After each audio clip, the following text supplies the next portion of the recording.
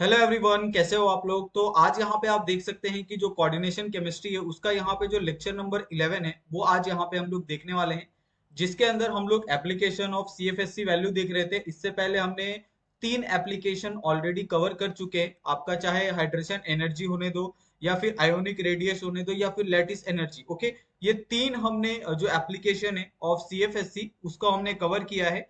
आज के लेक्चर में हम लोग बात करेंगे आपका स्पाइनल के बारे में, और ये एक तरह से आपके लिए इम्पोर्टेंट टॉपिक है। तो आप इस टॉपिक को थोड़ा अच्छे से आप ध्यान से सुनोगे, क्योंकि ये टॉपिक हमने देखा है कि ये टॉपिक आपको एमएससी के लेवल में भी आता है, बीएससी के लेवल में भी आपको देखने के लिए मिलता है। और साथ में अगर आप किसी भी कॉम्पिटिटिव एग्जाम में जाते हो तो उसके अंदर भी आपको स्पाइनल्स के ऊपर बहुत सारे क्वेश्चन आपको देखने के लिए मिलते हैं। ओके, तो अभी हम क्या करेंगे, स्पाइनल्स को यहाँ पे स्टार्ट करेंगे।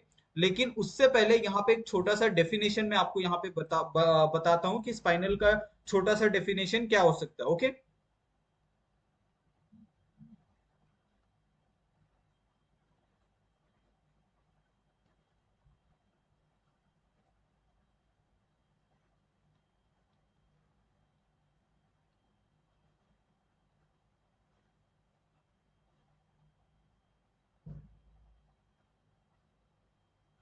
अभी यहाँ पे देखो मैंने बहुत एक सिंपल सा एक लाइन लिखा है कि spinel are the mix oxide having the formula. Okay, अभी यहाँ पे स्पाइनल के दो फॉर्मूले आपको हमेशा याद रखने हैं। जो सबसे पहला यहाँ पे जो फॉर्मूला है वो फॉर्मूला है आपका AB2O4 का, ठीक है। और दूसरा जो फॉर्मूला है वो फॉर्मूला है आपके पास A3, ओके, और O4 का। ये आपके पास दो फॉर्मूले हैं, जो दो फॉर्मूले आप लास्ट तक लेके चलते हो स्पाइनल के अंदर। इसी स्पाइनल से हम लोग, चाहे आपका नॉर्मल स्पाइनल हो, ओके, ये आपका नॉर्मल स्पाइनल हो या फिर इनवर्स स्पाइनल हो, ये दोनों जो चीजें हैं वो हम लोग इसके अंदर देखते हैं एक ही फॉर्मूले से, जो आपका AB2O4 है और A3O4 है। ओके, तो ये आपको अगर आप ध्यान में रखते हो तो आप आसानी से यहाँ पे स्पाइनल को आप सीख सकते हो, ठीक है।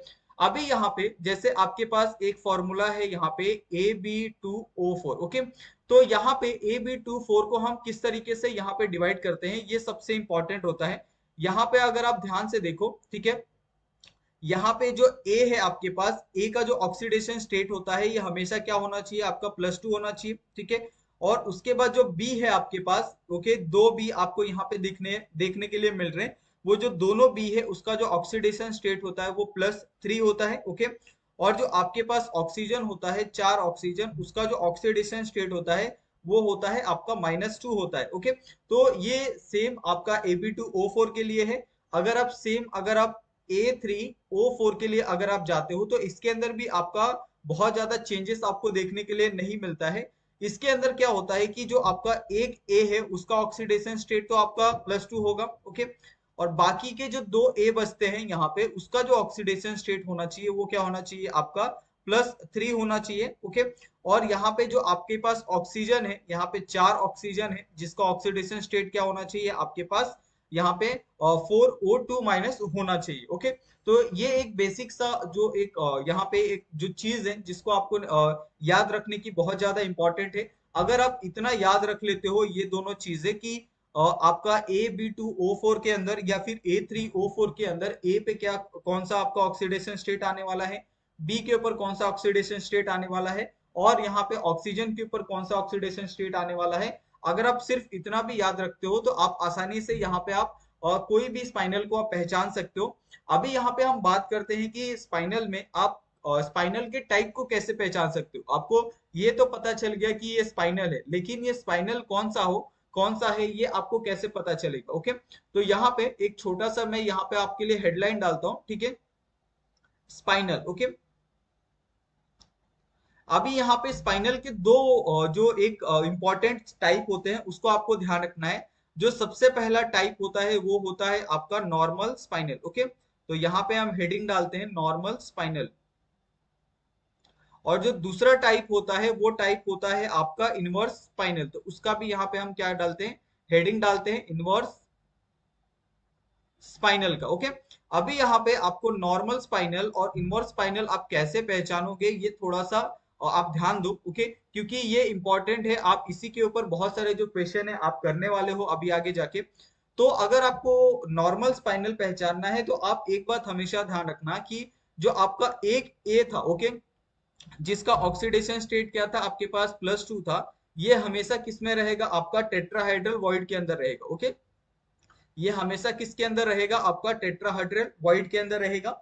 और उसके बाद बाकी के जो दो बी थे जिसका ऑक्सीडेशन स्टेट क्या था आपके पास +3 था, ये किस में रहेंगे, आपके ऑक्टाहेड्रल वॉइड के अंदर रहने वाले हैं, ठीक है। और बाकी के जो ऑक्सीजन है यहाँ पे 4 ऑक्सीजन जिसका ऑक्सीडेशन स्टेट था -2 का, वो सारे के सारे किस में रहेंगे, आपके एफसीसी के अंदर, फेस सेंटर क्यूबिक, ओके।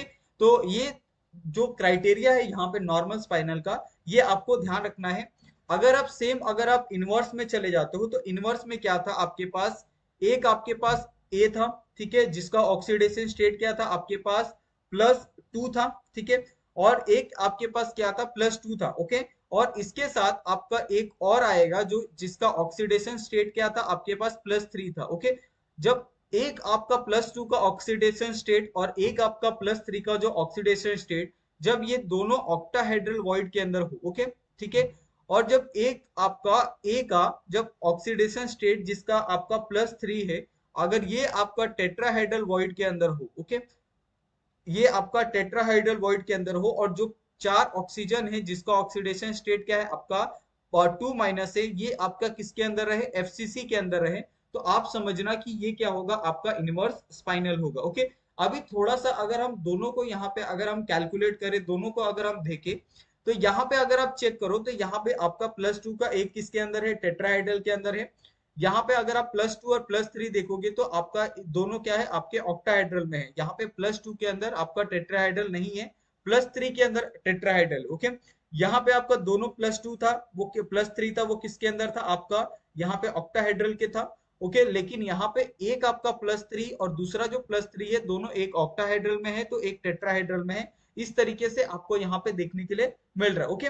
उसके बाद यहाँ पे अगर आप 4 ऑक्सीजन को देखते हो जो है आपका एफसीसी में, वो 4 में से आपका चारों का चारों ऑक्सीजन आपका नॉर्मल में भी एफसीसी था, और आपका इनवर्स में भी आपको एफसीसी के अंदर यहाँ पे देखने के लिए मिल रहा है, ओके। तो ये तो एक बहुत बेसिक सा यहाँ पे डिफरेंशिएशन आपको दिया है, और ये डिफरेंशिएशन आपको थ्रू आउट द जो लेक्चर है यहाँ पे हम देने वाले हैं, ओके। उसके अंदर आपको याद रखना है और इसको आप इंपॉर्टेंट करके भी रख सकते हो, ओके। अभी यहाँ पे इनवर्स हो या फिर इनवर्स स्पाइनल के अंदर अगर आप देखोगे कि इसके अंदर कौन कौन से टाइप के आपको इनवर्स स्पाइनल देखने के लिए मिलते हैं, तो इसके भी दो टाइप है, वो यहाँ पे मैं लिख देता हूँ, ठीक है। Inverse spinal behaviour, okay.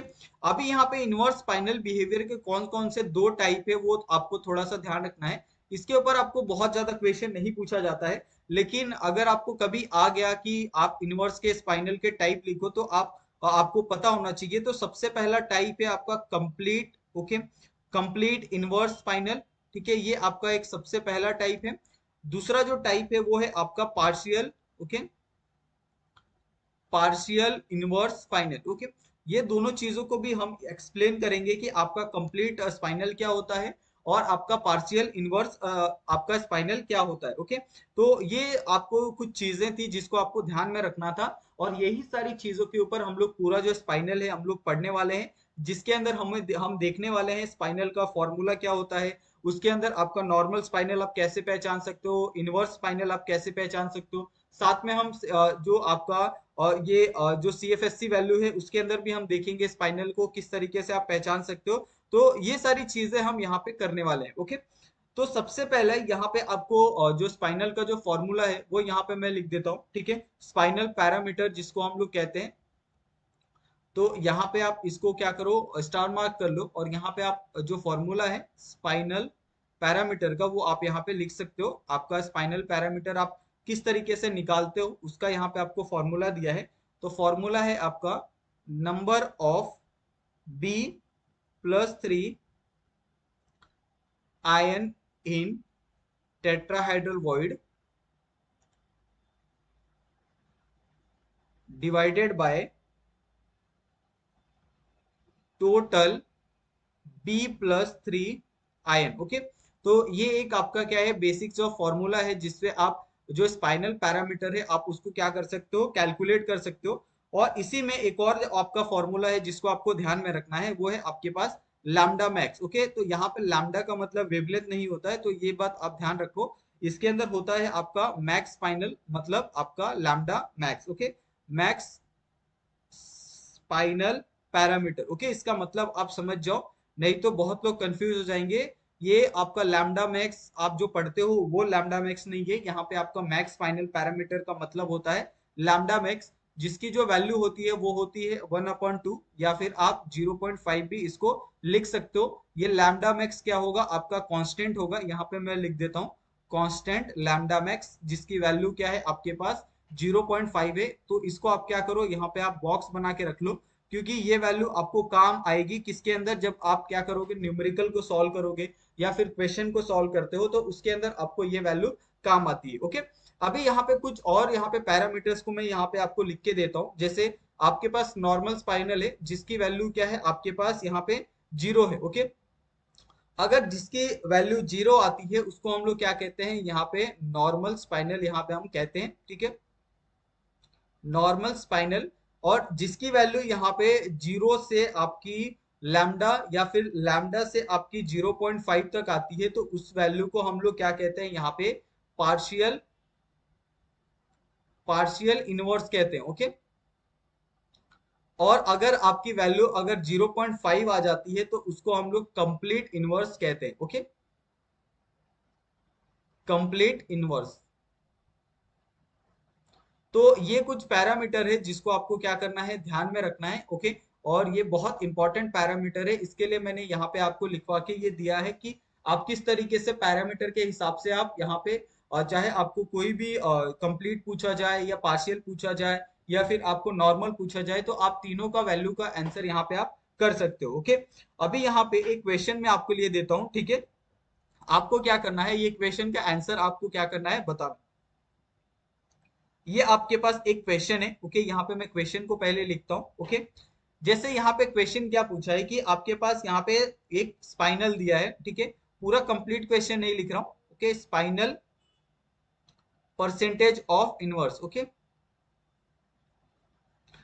Is equal to आपका lambda divided by lambda max. Okay, ये आपको फॉर्मूला दिया है और मल्टीप्लाई बाय यहाँ पे आपको 100 दिया है। ठीक है, अभी यहाँ पे ये आपके पास एक स्पाइनल का यहाँ पे आपके पास फॉर्मूला है, और अगर आपको यहाँ पे पूछा जाए कि लैम्डा की जो वैल्यू है वो आपको दी है 0.2। ओके, और पूछा जाए what will be the percentage inverse. Okay, आपको यहाँ पे अगर आपको परसेंटेज इनवर्स पूछा जाए, ऑलरेडी यहाँ पे परसेंटेज इनवर्स का जो फॉर्मूला है ऑलरेडी यहाँ पे दिया है, फिर भी अगर आपको लैम्डा की वैल्यू दी है और आपको परसेंटेज इनवर्स पूछा है, तो आप कैसे निकालोगे। ओके, आपके पास परसेंटेज इनवर्स का जो फॉर्मूला है स्पाइनल परसेंटेज इनवर्स का, वो ऑलरेडी आपके पास है।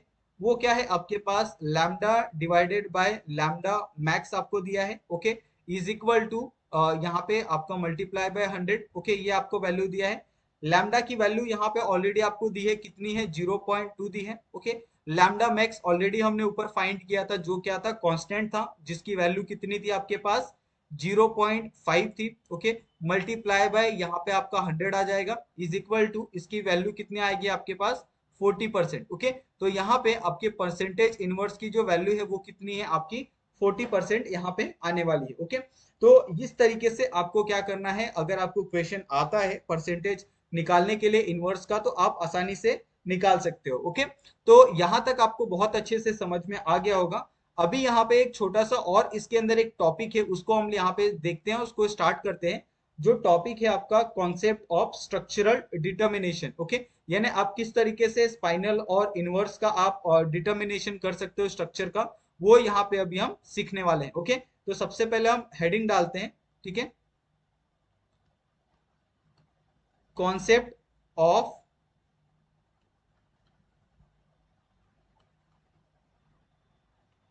स्ट्रक्चरल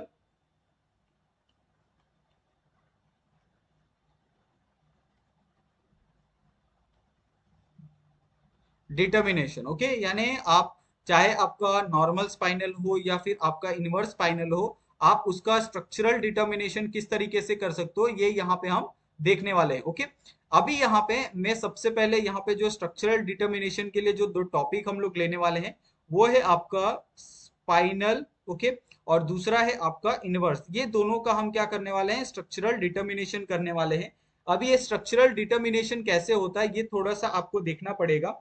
तो इसके लिए हम लोग क्या करते हैं, एक मेथड का इस्तेमाल करते हैं। वो मेथड कौन सा है यहाँ पे मैं लिख देता हूँ। उसको हम लोग बोलते हैं OSSE, ओके। और इसको अगर हम फुल फॉर्म में लिखे तो इसको हम लोग बोलते हैं octahedral site stabilization energy, okay.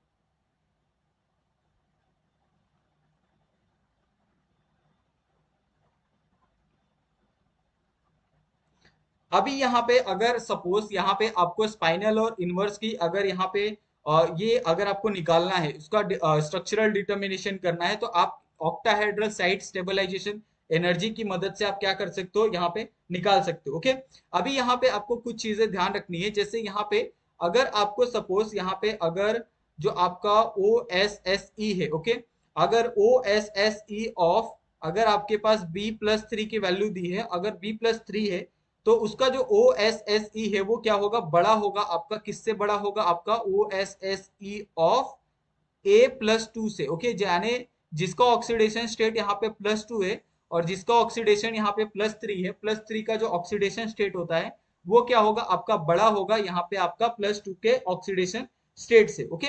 अभी ये बड़ा कैसे होगा ये थोड़ा सा अगर आप समझो तो इसके पीछे एक रीजन है कि जो आपका B+3 होता है वो क्या होता है, will go in octahedral void, okay. ये क्या करता है, ऑक्टाहेड्रल वॉइड के अंदर जाता है, और ये अगर ऑक्टाहेड्रल वॉइड के अंदर जा रहा तो ये क्या कहलाएगा, आपका नॉर्मल स्पाइनल कहलाएगा, ओके।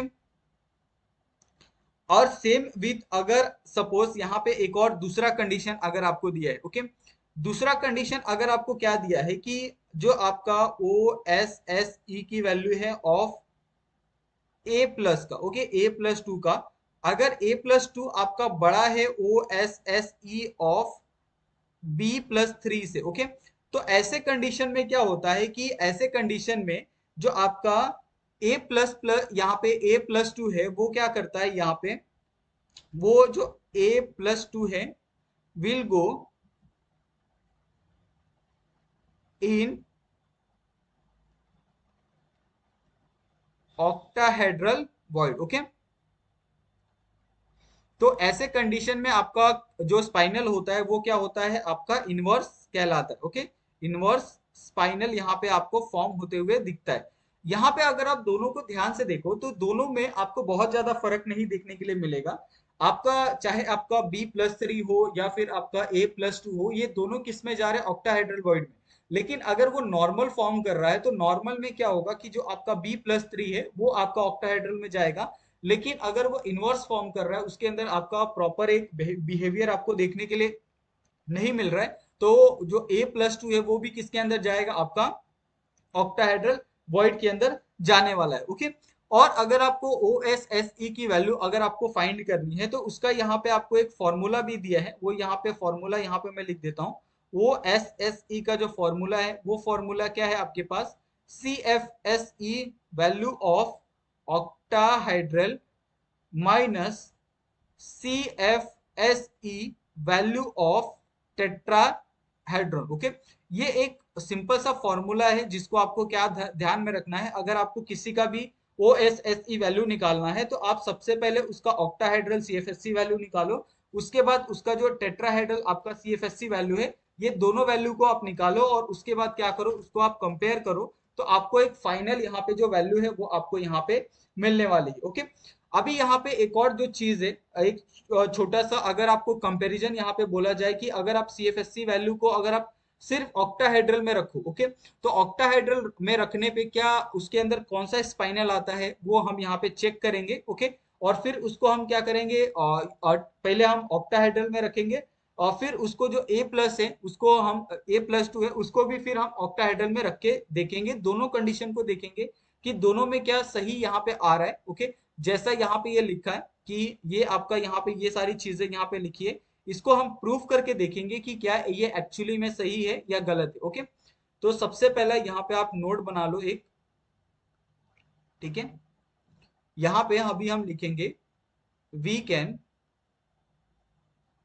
कंपेयर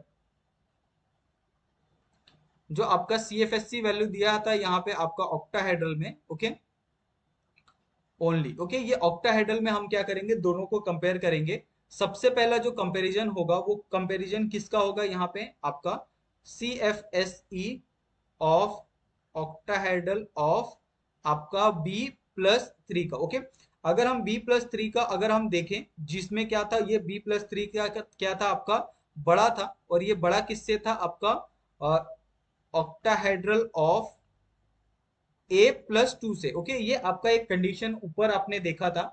अगर आपका ये कंडीशन कैसा था कि सपोज आपका यहाँ पे जो B+3 है, अगर ये आपका गो इन ऑक्टाहेड्रल वॉइड, अगर आपका ऑक्टाहेड्रल वॉइड के अंदर जाता है, तो इसके अंदर आपको नॉर्मल स्पाइनल यहाँ पे आपको देखने के लिए मिल रहा था। ओके, नॉर्मल स्पाइनल आपको यहाँ पे देखने के लिए मिल रहा था, करेक्ट।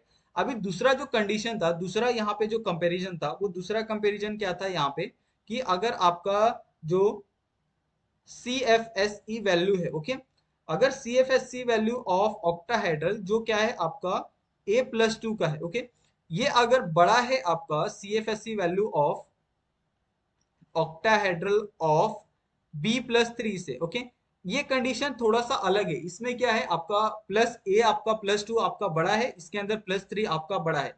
अगर सपोज आपका यहाँ पे A+2 अगर ये ऑक्टाहेड्रल वॉइड के अंदर अगर ये क्या करता है, जाता है। ओके, ऑक्टाहेड्रल वॉइड के अंदर ये अगर जाता है, तो यहाँ पे जो कंडीशन आपको देखने के लिए मिल रही थी, वो कंडीशन क्या थी, यहाँ पे आपको इनवर्स कंडीशन आपको यहाँ पे देखने के लिए मिल रही थी। ओके, तो ये आपको जो इनवर्स कंडीशन हो या फिर आपका यहाँ पे नॉर्मल स्पाइनल हो, ये दोनों अगर आप देखोगे यहाँ पे इनवर्स स्पाइनल आएगा यहाँ पे आपका, तो ये आप क्या कर लो, करेक्ट कर लो, यहाँ पे आपका इनवर्स स्पाइनल आएगा, ठीक है।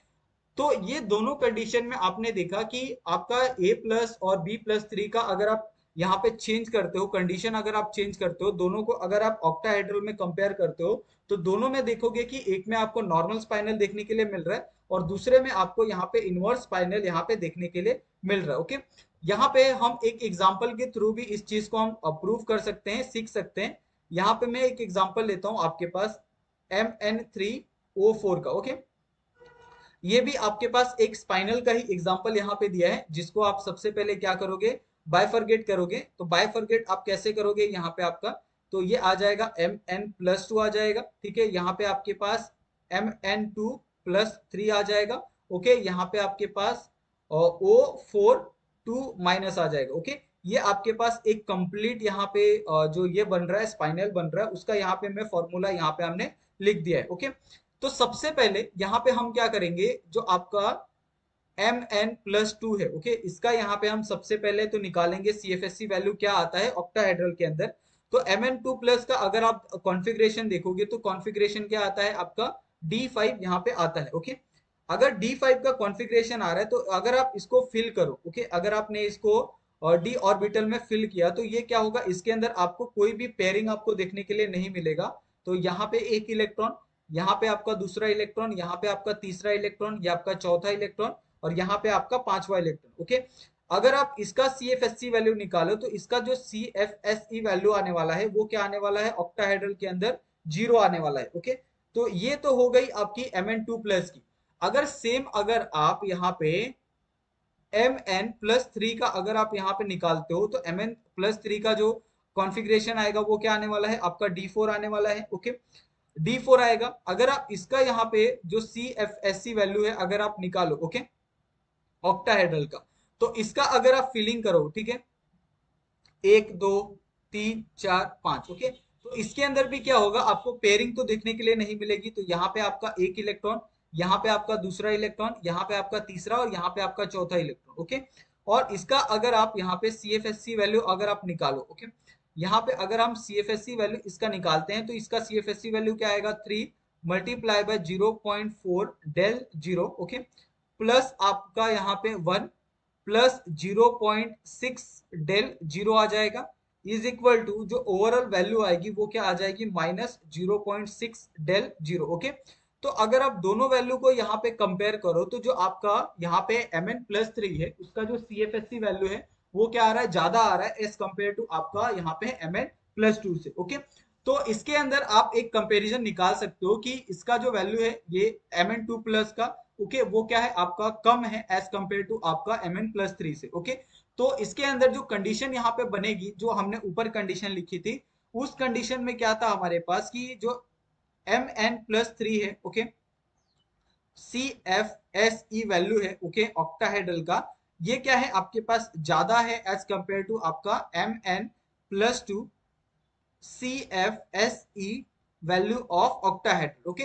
तो ऐसे कंडीशन में जो आपका Mn+3 होगा, ओके, यहाँ पे Mn3+ होगा, वो क्या करेगा, गो इन ऑक्टाहेड्रल वॉइड, ओके। तो ये किसके अंदर जाएगा, आपका ऑक्टाहेड्रल वॉइड के अंदर जाएगा। और जब ये ऑक्टाहेड्रल वॉइड के अंदर जाएगा तो यहाँ पे जो स्पाइनल मिलने वाला है वो स्पाइनल हमें क्या मिलेगा, यहाँ पे नॉर्मल स्पाइनल यहाँ पे आपको देखने के लिए मिलेगा, ओके।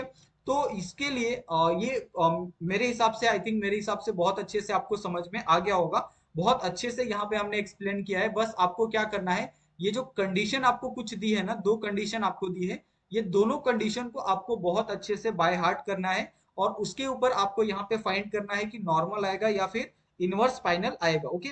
ये एक एग्जांपल हमने स्पाइनल, नॉर्मल स्पाइनल का देखा। अभी एक और एग्जांपल यहाँ पे हम सॉल्व करके देखते हैं, जो एग्जांपल होगा आपका इनवर्स स्पाइनल का, ओके। तो यहाँ पे हम एग्जांपल लिख देते हैं, ओके। यहाँ पे आ जाएगा आपके पास Fe3O4 का, ओके। ये आपके पास एक एग्जाम्पल है। अभी ये एग्जाम्पल को यहाँ पे हम सॉल्व करते हैं। तो ये एग्जाम्पल को सबसे पहले तो हम क्या करते हैं, स्पाइनल के रूप में लिखते हैं। तो यहाँ पे आ जाएगा आपके पास, सॉरी ये थोड़ा सा रॉन्ग हो गया, ठीक है। तो यहाँ पे आ जाएगा आपके पास Fe+2 आ जाएगा, ठीक है। यहाँ पे आपके पास 2Fe+3 आ जाएगा। यहाँ पे आपके पास 4O2 माइनस आ जाएगा, ओके। ये आपके पास एक यहाँ पे कंप्लीट एक स्पाइनल यहाँ पे बनने वाला है। और ये स्पाइनल क्या हो गया आपका, AB2O4 हो गया, ओके। ये स्पाइनल आपका ये वाला हो गया। और ये जो स्पाइनल आपको दिया था वो दिया था आपको यहाँ पे एक मतलब B3 यानी B+3 और O4 दिया था। ये स्पाइनल आपको दिया था, ओके। अब यहाँ पे आपको बहुत अच्छे से समझ में आ गया कि आपको किस तरीके से यहाँ पे आपको फाइंड करना है। तो सबसे पहले यहाँ पे आपको फाइंड करते समय आप किसका फाइंड करोगे, यहाँ पे Fe+2 का फाइंड करोगे। अगर आप इसका कॉन्फ़िगरेशन देखते हो तो इसका कॉन्फ़िगरेशन क्या है आपका D6 है, ओके। उसके बाद अगर आप इसका यहाँ पे अरेंजमेंट देखो, यहाँ पे अगर आप स्प्लिटिंग देखो, ओके, तो स्प्लिटिंग कैसा है, यहाँ पे आपका D6 है तो एक इलेक्ट्रॉन यहाँ पे आएगा, दूसरा यहाँ पे, तीसरा यहाँ पे आने वाला है, चौथा यहाँ पे आएगा, पांचवा यहाँ पे और छठवा यहाँ पे आएगा, ओके। अभी इसका अगर आप CFSC वैल्यू निकालो तो CFSC वैल्यू क्या होता है, यहाँ पे 4 multiply by 0.4 del zero, okay. आपका प्लस यहाँ पे 2 प्लस आपका 0.6 डेल जीरो, ओके। ये आपका CFSC का फॉर्मूला होता है। यहाँ पे क्या आ जाएगा आपके पास, यहाँ पे -1.6 डेल जीरो प्लस आपका यहाँ पे आ जाएगा 1.2 डेल जीरो, ओके। और ओवरऑल जो वैल्यू यहाँ पे आने वाली है -0.4 डेल जीरो, ओके। ये आपका किसका वैल्यू है, यहाँ पे आपका ये जो वैल्यू है आपको दिया है, ये वैल्यू आपको दिया है प्लस आपका +2 का ऑक्सीडेशन स्टेट, यहाँ पे आप लिख सकते हो Fe+2 का ये CFSC वैल्यू यहाँ पे आपको दिया है, ओके। अभी यहाँ पे जो CFSC वैल्यू है वो हम निकालेंगे आपका +3 का, ओके। Fe+3 का CFSC वैल्यू क्या आएगा, यहाँ पे इसका जो कॉन्फ़िगरेशन आएगा वो क्या आ जाएगा आपका D5 आएगा, करेक्ट। अगर आप D5 ले रहे हो तो इसका जो यहाँ पे ये होगा, यहाँ पे इलेक्ट्रॉन का स्प्लिटिंग होगा वो कैसे होगा, यहाँ पे एक इलेक्ट्रॉन, यहाँ पे दूसरा, यहाँ पे आपका तीसरा इलेक्ट्रॉन, ओके, यहाँ पे आपका चौथा इलेक्ट्रॉन, यहाँ पे आपका पांचवा इलेक्ट्रॉन, ओके। और फिर अगर आप इसका CFSC वैल्यू निकालते हो तो CFSC वैल्यू क्या आ जाएगा, यहाँ पे आपका 3 multiply by 0.4 del zero, okay, plus आपका 2 मल्टीप्लाई बाय यहाँ पे आपका 0.6 डेल जीरो आ जाएगा, ओके, इज इक्वल टू यहाँ पे क्या आ जाएगा आपके पास 1.2 डेल जीरो आ जाएगा माइनस, प्लस आपके पास यहाँ पे 1.2 डेल जीरो आ जाएगा, ओके। माइनस प्लस क्या हो जाएगा, कैंसिल हो जाएगा, तो यहाँ पे जो वैल्यू आएगी वो कितनी आएगी, जीरो आएगी, ओके। तो ये जो वैल्यू आ रही है ये वैल्यू किसकी हो गई आपकी, ये वैल्यू हो गई आपकी एफ ई प्लस थ्री की C F S C value, okay. तो ये दोनों जो वैल्यू है अगर आप देखोगे तो दोनों वैल्यू क्या है, एक आपका ज्यादा है और एक आपका कम है। तो ये जो कंडीशन बनेगी ये कंडीशन कौन सी बनने वाली है, ठीक है, यहाँ पे मैं लिख देता हूँ C F S E octahedral of, यहाँ पे आपका क्या आने वाला है a प्लस टू, ओके। यहाँ पे आने वाला है आपका C F S E octahedral of B plus three का, ओके। अगर आप दोनों में देखोगे तो आपका एफ थ्री प्लस क्या है आपका जीरो है और आपका एफ टू प्लस क्या है प्लस टू है। तो ऑफकोर्स क्या है ये आपका ज्यादा है, और ऐसे कंडीशन में क्या होता है कि जो आपका ए प्लस टू है, okay, go in octahedral void, okay. अभी इस कंडीशन में जो आपका ए प्लस टू होगा वो ऑक्टाहेड्रल वॉइड के अंदर जाएगा, और यहाँ पे जो आपको स्पाइनल मिलने वाला है वो स्पाइनल क्या हो जाएगा आपका इनवर्स स्पाइनल आपको यहाँ पे देखने के लिए मिलेगा, ओके। ये यहाँ पे क्या मिलेगा आपको, इनवर्स स्पाइनल यहाँ पे आपको देखने के लिए मिलने वाला है, ओके। तो ऐसे ही क्वेश्चन आपको आते हैं अगर आप स्पाइनल के ऊपर देखोगे, बहुत सिंपल सिंपल क्वेश्चन आपको देखने के लिए मिलते हैं, बहुत ज्यादा हार्ड नहीं होते, ठीक है। तो यहां तक आई थिंक मेरे हिसाब से आपको बहुत अच्छे से समझ में आ गया होगा, ओके। और इसके ऊपर ऐसे बहुत सारे मतलब केसेस भी हैं, अलग अलग कंडीशन भी दी है, तो उस कंडीशन के हिसाब से भी अगर आपको स्पाइनल फाइंड करने के लिए आए तो आप कैसे फाइंड करोगे वो सारी चीजें भी अभी हम यहाँ पे देखते हैं। तो यहाँ पे छोटा सा एक और हेडलाइन हम लोग डालते हैं यहाँ पे, ओके, 4 केसेस ऑफ स्पाइनल्स, ओके। अभी यहाँ पे 4 केस कौन से हैं स्पाइनल के ये थोड़ा सा हम यहाँ पे देखते हैं, ठीक है। और ये 4 केस बहुत इंपॉर्टेंट है आपके लिए, तो आपको ये बहुत अच्छे से क्या करना होगा, ध्यान में रखना होगा, ओके। यानी आप डायरेक्टली क्या कर सकते हो, इन केसेस को ध्यान में रख के आप आसानी से आपका जो भी स्पाइनल दिया है वो आपका नॉर्मल है इनवर्स है आप आसानी से निकाल सकते हो, ओके। जैसे आपके पास यहाँ पे कंडीशन आपको दिया था कि अगर आपके पास a प्लस टू है, ओके, ए प्लस टू, और यहाँ पे आपको दूसरा कंडीशन दिया था कि B plus three, okay. Suppose आपका जो ए प्लस थ्री है उसका जो यहाँ पे C F S C value, okay, अगर आपका ए प्लस थ्री का अगर ऑक्टाहेड्रल में C F S C value क्या है आपका जीरो है, ओके, और अगर आपका बी प्लस थ्री का जो C F S C value है, ओके, इन ऑक्टाहेड्रल ये क्या है आपका नॉन जीरो है, ओके। नॉन जीरो का मतलब ये कुछ भी आ सकता है, ठीक है, ऊपर या नीचे माइनस कुछ भी आ सकता है। तो ऐसे कंडीशन में क्या होता है कि ये नॉन जीरो है तो आप इसमें कुछ नहीं कर सकते। लेकिन अगर आपका C F S C value अगर सपोज जीरो आता है तो इसमें आपके आपके अलग अलग 3 कंडीशन बनते, ओके। तो ये 3 कंडीशन कौन कौन से बनते हैं, सबसे पहला आपका ये तो आप डी जीरो पे देख सकते हो जहां पे आपको C F S C value zero मिलती है, ओके। दूसरा आपका D5 होता है जहां पे आपको CFSC वैल्यू क्या मिलती है, जीरो मिलती है। और तीसरा होता है आपका D10 जहां पे आपको CFSC वैल्यू क्या मिलती है, जीरो मिलती है, ओके। तो ये आपको 3 यहाँ पे कॉन्फ़िगरेशन आपको मिलते हैं, ये 3 कॉन्फ़िगरेशन के ऊपर जो आपको CFSC की वैल्यू मिलती है वो क्या मिलती है आपको, जीरो मिलती है, ओके। अभी इसके अंदर कुछ आपको जो मेटल्स कंपाउंड है या फिर आपके जो कंपाउंड है वो आपको आते हैं, ओके। यहाँ पे एलिमेंट आपको कुछ आते हैं।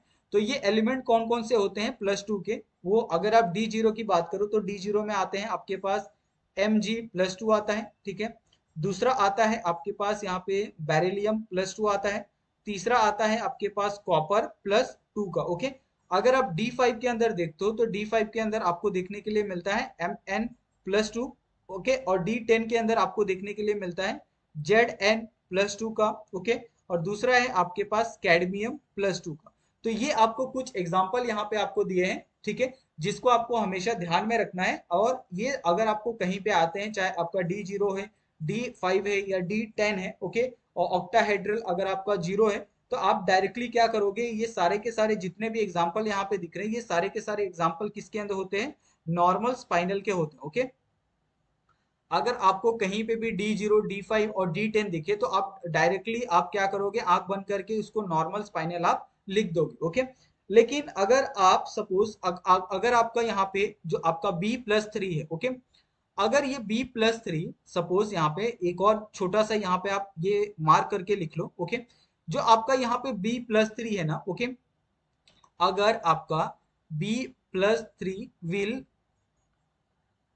गो इन ऑक्टाहेड्रल वॉइड। ओके, अगर सपोज आपका B+3 अगर आपका ऑक्टाहेड्रल वॉइड के अंदर जाता है, ओके, तो इस कंडीशन में भी आपको नॉर्मल स्पाइनल यहाँ पे आपको देखने के लिए मिलता है। ओके, नॉर्मल स्पाइनल आपको देखने के लिए मिलता है, और ये ऑलरेडी हमने क्या किया था, डिस्कस किया था ऊपर, अगर आप देखोगे तो आपको समझ में आ जाएगा। ओके, तो इसके लिए यहाँ पे भी मैंने ये सारी चीजें यहाँ पे लिख दी हैं। अभी कुछ एग्जांपल भी यहाँ पे दे देता हूँ कि कौन कौन से आपके नॉर्मल स्पाइनल यहाँ पे आपको दिखाएंगे। आप सिर्फ आंख बंद करके वो डायरेक्ट अगर आप लिख देते हो तो भी आपका जो आंसर है वो आपका करेक्ट होगा। ओके, यहाँ पे आप एग्जाम्पल कुछ लिख लो। ओके, सबसे पहला है आपका ZnMn2O4, ठीक है, ZnCrO4, ZnCO2O4, MnCO2O4, MnCr2O4, MgCr2O4, Mn2O4, इसको आप ऐसे भी लिख सकते हो यहाँ पे Mn3O4, ठीक है,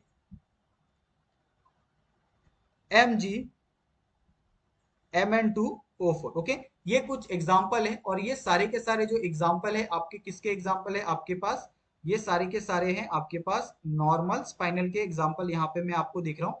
अगर आप कहीं पे भी ये मेटल्स आप देखते हो, कहीं पे भी अगर आप ये सेंट्रल मेटल अगर आप देखते हो तो आप डायरेक्टली क्या कर सकते हो, इसको आप नॉर्मल स्पाइनल आप यहाँ पे लिख सकते हो, आपका जो आंसर होगा वो बिल्कुल करेक्ट होगा। ओके, ये आपका क्या था, केस 1 था, तो यहाँ पे हम केस 1 लिख देते हैं, ठीक है, ताकि कोई कंफ्यूजन ना हो। ठीक है, ये आपका क्या था, केस 1 था। ओके, तो ये केस 1 आपको बहुत अच्छे से समझ में आ गया होगा। ओके, अभी यहाँ पे जो नेक्स्ट केस है हम उसकी तरफ बढ़ते हैं, जो है हमारा केस नंबर 2। ओके,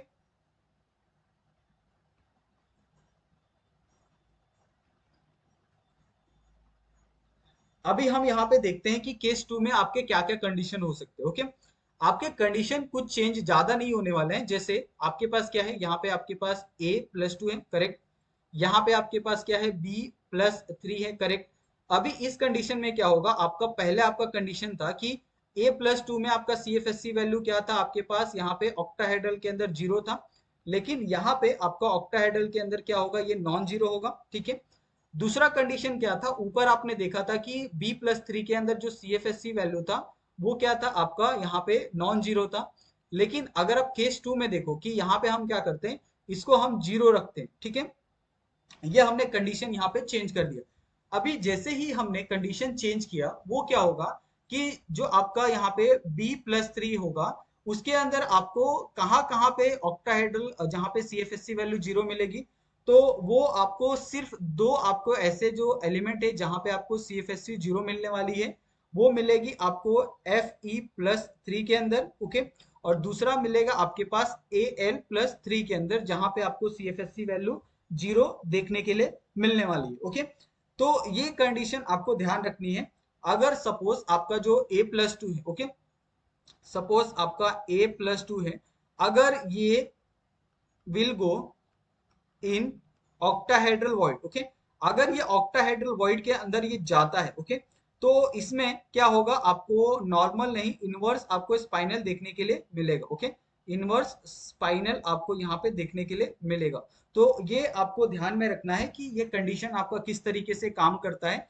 आपके सारे कंडीशन सेम नहीं होते हैं। यहाँ पे जैसे ही हमने कंडीशन चेंज किया, यहाँ पे हमने A+2 को जैसे ही हमने नॉन जीरो किया जिसका CFSC वैल्यू, वैसे ही यहाँ पे आपका जो स्पाइनल है वो नॉर्मल से किस में कन्वर्ट हो गया, आपका इनवर्स में क्या हो गया, कन्वर्ट हो गया। ओके, अभी यहाँ पे अगर आप चाहो तो इसके कुछ एग्जाम्पल भी लिख सकते हो। Fe+3 इसका अगर आप चेक करो ना, तो इसका जो CFSC वैल्यू है ना, अगर आप यहाँ पे Fe+3 को अगर आप चेक करोगे ना, तो CFSC जो वैल्यू है ना, इसका आपको जीरो भी देखने के लिए मिलेगा। ओके, ऑक्टाहेड्रल के अंदर। सेम विथ अगर आप एल्यूमिनियम का चेक करोगे, तो इसका भी जो CFSC वैल्यू है ना, वो आपको जीरो देखने के लिए मिलेगा। ओके, अभी इसमें जीरो कहाँ कहाँ पे देखने के लिए मिलेगा, वो आपके मेटल्स के ऊपर डिपेंड करता है। ओके, अगर सपोज यहाँ पे Fe3+ के साथ मैंने यहाँ पे एक मेटल लगा दिया, जो आपका क्या है, मेटल Fe2O4, तो इस कंडीशन में आपको जीरो देखने के लिए मिलेगा। यहाँ पे भी आपको अगर मैंने एल्यूमिनियम के साथ अगर मैंने एक मेटल यहाँ पे अटैच कर दिया, ओके, तो यहाँ पे भी आपको क्या जीरो देखने के लिए मिलेगा। ओके, और इस कंडीशन में क्या होता है, जहां पे अगर आपको Fe2+ लगा है, वहां पे आपको क्या इनवर्स आपको स्पाइनल देखने के लिए मिलता है। ओके, और यहाँ पे भी आपको, और जो यहाँ पे है, ओके, एल्यूमिनियम के पास, वहां पे आपको नॉर्मल स्पाइनल आपको देखने के लिए मिलता है। ओके, तो ये कुछ चीजें हैं जिसका आपको ध्यान रखना है, और ये सारी की सारी चीजें बहुत इंपॉर्टेंट है। तो यहाँ पे केस 2 के अंदर भी आपको इतना कुछ हार्ड नहीं है, अगर आप ध्यान रखते हो तो बहुत आसानी से ये सारी चीजें आप यहाँ पे कर सकते। अभी यहाँ पे अगर आप केस 3 को देखो, तो केस 3 में भी सेम आपको इसी तरीके से करना है। ओके, यहाँ पे आपके पास A+2 आ गया, ठीक है, यहाँ पे आपके पास B+3 आ गया, ठीक है।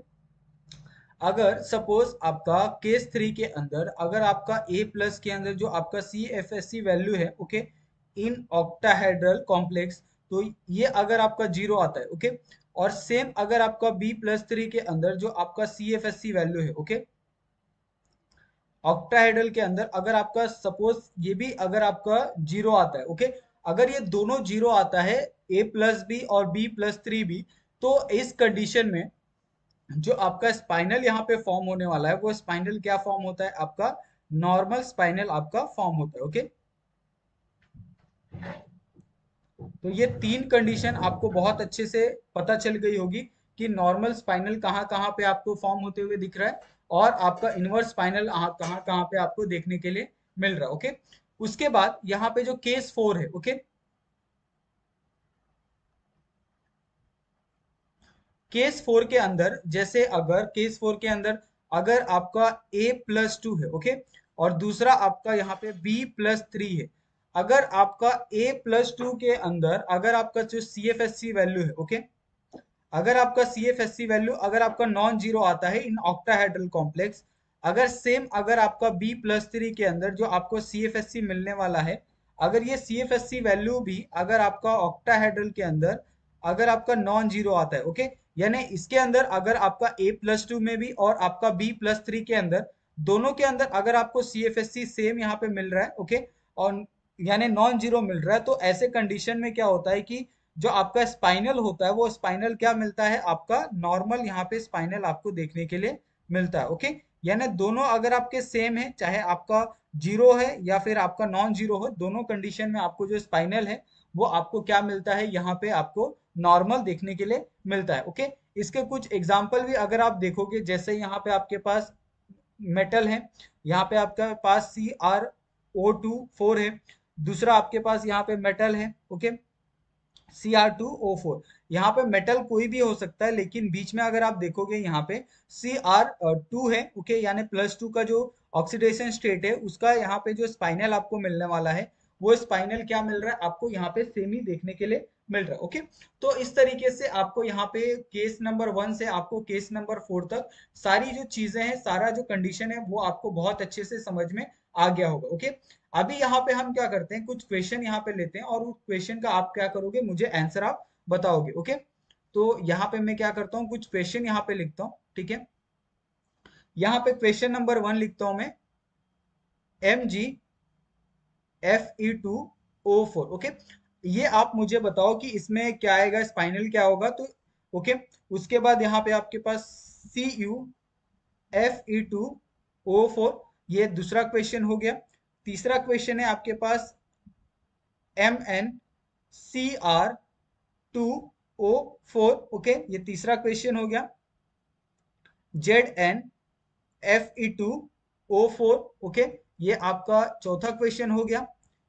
उसके बाद यहाँ पे नेक्स्ट जो क्वेश्चन है, कुछ मैं ये सारे क्वेश्चन आपको दे रहा हूँ, आप इसका आंसर मुझे आप कमेंट बॉक्स में करके आप बताओगे, या फिर आप हमें इंस्टाग्राम या टेलीग्राम पे भी आप हमें भेज सकते हो। ओके, MgMn2O4 इसका आंसर। ओके, उसके बाद आपके पास COFe2O4 इसका आंसर। ओके, उसके बाद आपके पास MnCO2O4 ये आंसर। ओके, उसके बाद नेक्स्ट आपका ZnMn2O4 इसका आंसर। ओके, उसके बाद आपके पास FeCr2O4 इसका आंसर। तो ये सभी का आंसर क्या करोगे, आप मुझे कमेंट करके यहाँ पे आप बताओगे कि इसमें कौन सा स्पाइनल नॉर्मल है और कौन सा यहाँ पे इनवर्स स्पाइनल है। ओके, तो इस तरीके से यहाँ पे ये जो पूरा जो स्पाइनल है वो यहाँ पे खत्म होता है, और बहुत प्रॉपर तरीके से हमने हर एक चीज को यहाँ पे आपको एक्सप्लेन करके दिया है।